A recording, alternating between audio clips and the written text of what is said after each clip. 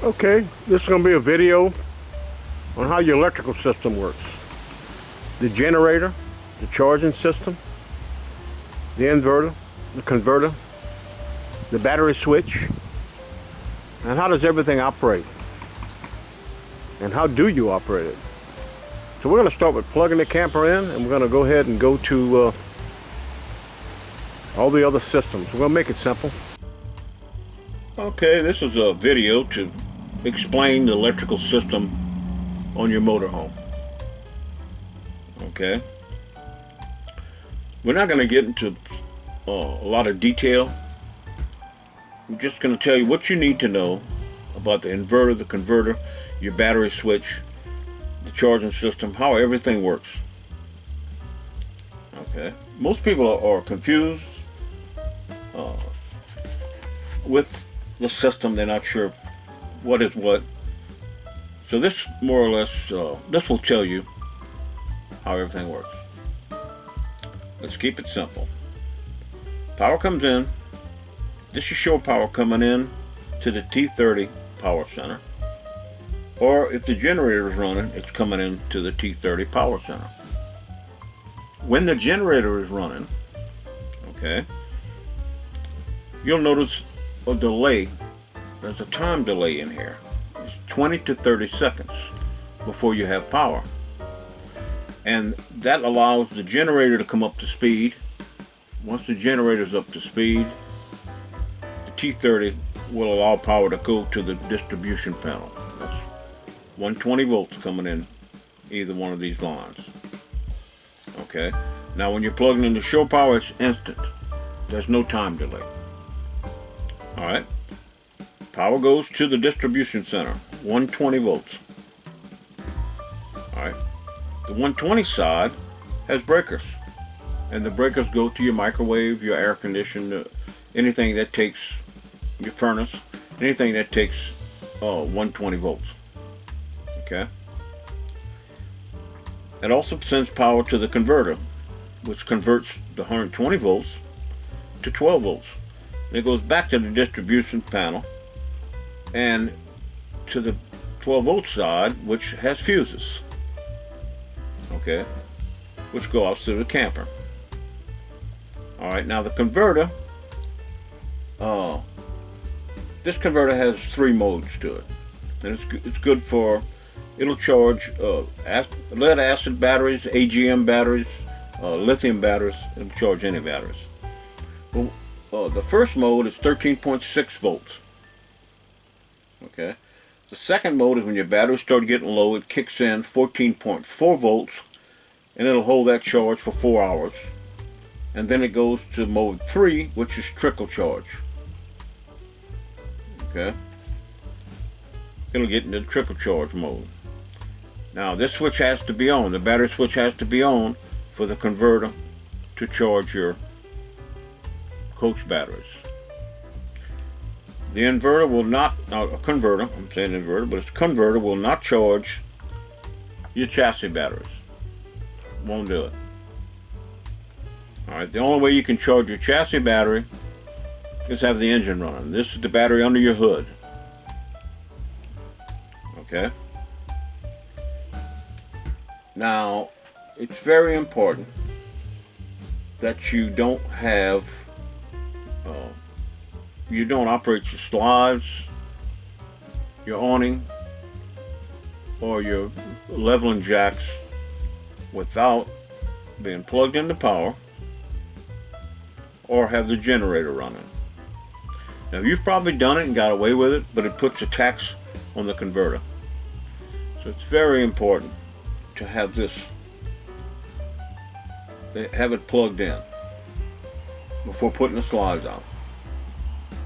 Or, like I said, the awning or the jacks. I'd recommend you have it going. Now, let's talk about storage. And this switch. Let's go to the battery switch. So, let's say all your batteries are fully charged. You're going to be away from the camper for a week or two, a couple of weeks. And it's best to turn the switch off and unplug the shore power.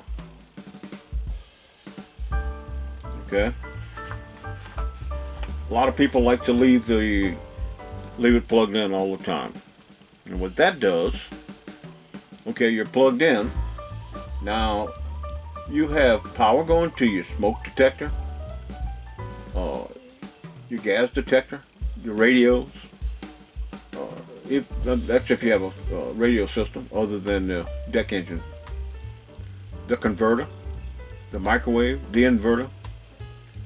So power is going to all your systems when you're plugged in, okay?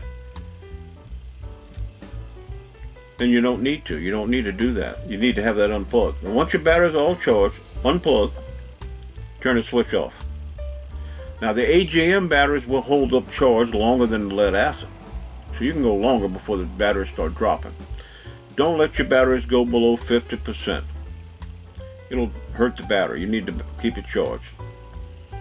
Now if you have lithium batteries, if you can afford them, they're very expensive, you can run the charge all the way down. The charge can be all the way down to 0, and then you can recharge them. But not with these. If you do it too many times, it'll mess up your batteries. Okay, so what you want to do is keep your charge to 50%. Alright? Now this switch disconnects these two batteries when it's off from this system. It doesn't disconnect them from the chassis batteries. Okay?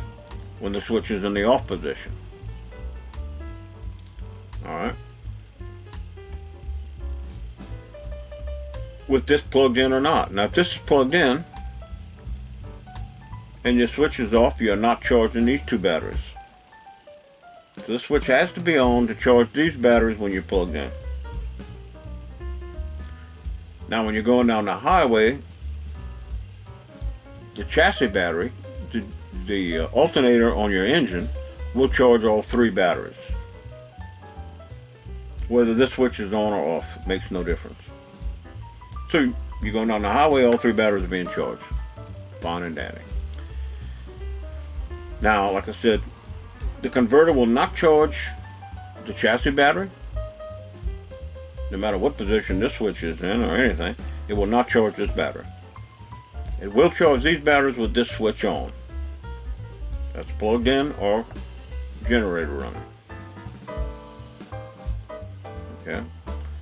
So that's what this switch is good for. It disconnects these batteries from this system. Okay, now if you're unplugged, the generator is not running, and you start your chassis engine, you'll hear a click in the battery control center. And that is, it's sending power to these batteries, to the coach batteries. You'll hear a click, and you'll know that these are being charged. If you have a meter, you'll see the meter go way up to 14 volts, way up there, to charge over 14 volts, quite a bit, to charge these two batteries. I like every 2 weeks, come out to my camper, I'll plug it in, alright, to show power. I'll turn this switch on. And you can hear the converter running. You'll hear it kick in, you'll hear the fan running on it. And it's bringing these batteries up to charge. Okay? Now also, time to time, I like to run my deck engine. My chassis engine, I should say, the car engine. I'll run that, and now that will charge all three batteries. No matter what position the switch is in, it'll do that. Switch has to be on to charge from the converter. It doesn't make any difference to charge from the chassis batteries. Battery control center, 12 volt system. All right, in here you'll find the fuses for your slides, for your awning. You'll find relays, and you'll find different components for the 12 volt system. Okay, and what happens is, this thing is idiot proof. This keeps the charging going in the right places. So let's say you're plugged in to shore power. You start the generator. and you run your chassis engine. All three sources of power coming to charge the batteries are all on at the same time, and it makes no difference. This center will control the power. What to do? It'll do what it should do with the power. So you're not going to overcharge anything, and that's very important. So you don't have to worry about, is the generator on? Can I be plugged in? Can I have the engine running? You don't have to worry about anything. You can do all three can be running at the same time. And this battery control center will handle all that. Okay. I hope that explains everything. Well, now this is the inverter. Let's talk about the inverter. The inverter is more or less for boondocking. Most people use it for boondocking. You got 12 volts going to it from your battery. All right. Now let's say you're unplugged. You're in the middle of nowhere. You turn on the remote switch. It has a remote switch going to it. And you have two duplex receptacles somewhere in the camper that are powered. So this turns your 12 volts to 120 volts to power these two receptacles. That's all it does. But it's only 600 watts, this particular one. And that's 5 amps. So you can't run a vacuum cleaner. Anything that's over 5 amps will blow these fuses. And I have a video on how to repair this. I have another video that will show you how to repair this, the inverter, if it happens to go out on you. Now, these two duplex receptacles, okay, are on, let's say the remote switch is off, the inverter is off, and you're plugged in to show power, or you have the generator running. These same two receptacles are on, but you can put way more than 5 amps. You can put standard, whatever you can put in the rest of the camper, 15 to 20 amps, without any problem. You can put easy 15 amps on if it's a 15 amp receptacle. All right. Just when the inverter's on, you can't put more than 5 amps. If you have a 600 watt inverter, depends on the side of your inverter. Most people camp don't use this system at all. They have no need to use the inverter. They're going down the highway. They pull over for lunch. They pull into a parking lot.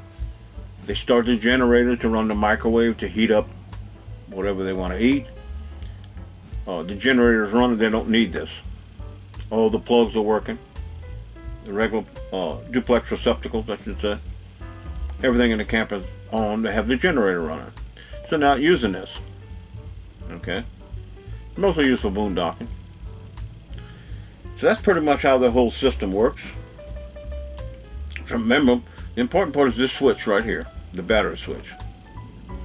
Remember, it has to be on for the converter to charge these batteries. The converter will not charge the chassis batteries. When you go for a length of time with your camper shut down, remember, turn this switch off, unplug.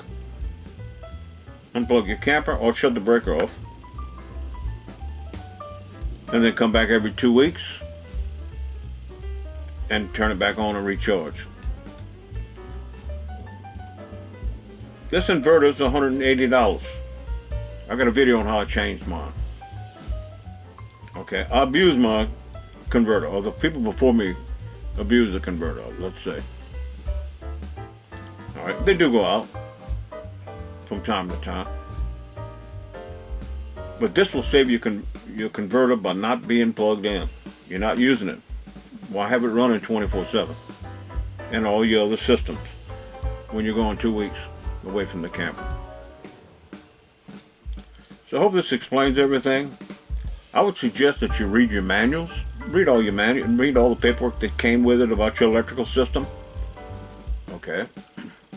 Learn from this video, locate everything. It's good to know where all your systems are.